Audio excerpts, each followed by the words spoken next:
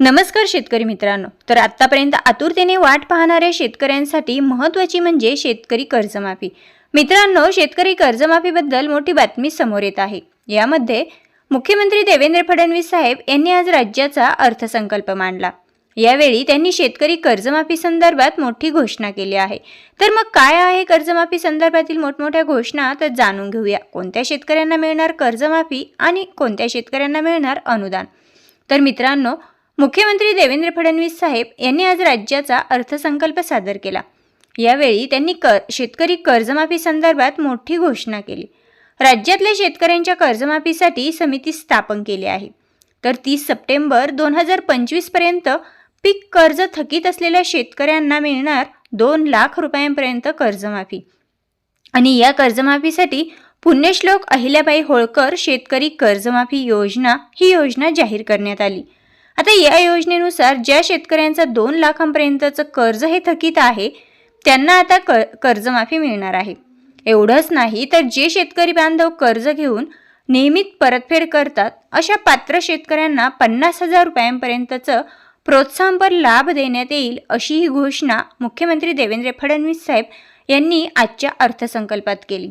तर बँकिंग यंत्रणा सक्षम असावी यासाठी समितीच्या शिफारशीनुसार निर्णय घेऊ आणि समितीच्या शिफारशीनुसार दीर्घकालीन योजना करण्यात येणार आहेत. तर समितीच्या शिफारशी आणि निकषानुसार कर्जमुक्त करण्यासाठी दीर्घकालीन योजनाही केल्या जातील, अशी घोषणाही यावेळी मुख्यमंत्री देवेंद्र फडणवीस साहेब यांनी केलेली आहे.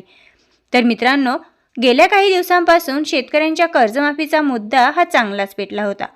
शेतकऱ्यांना कर्जमाफी मिळावी अशी मागणी विरोधकांकडून देखील सुरू होती. तर शेतकऱ्यांना कर्जमाफी मिळावी यासाठी नागपुरात प्रहारचे अध्यक्ष बच्चूभाऊ कडू यांच्या नेतृत्वात शेतकऱ्यांनी मोठं आंदोलन देखील केलं होतं. तर यावेळी शेतकऱ्यांना कर्जमाफी देऊ असा शब्द सरकारने दिला होता. तर सरकारने आता शेतकऱ्यांच्या कर्जमाफीसाठी पुण्यश्लोक अहिल्याबाई होळकर शेतकरी कर्जमाफी योजना जाहीर केली. यामध्ये 30 सप्टेंबर 2025 पर्यंत ज्या शेतकऱ्यांचं कर्ज थकीत आहे त्या शेतकऱ्यांना 2 लाखांपर्यंत कर्जमाफी मिळणार आणि जे शेतकरी कर्ज घेऊन नियमित परतफेड करतात अशा पात्र शेतकऱ्यांना 50,000 रुपयांपर्यंत प्रोत्साहनपर लाभ देण्यात येईल, अशी घोषणा यावेळी करण्यात आलेली आहे.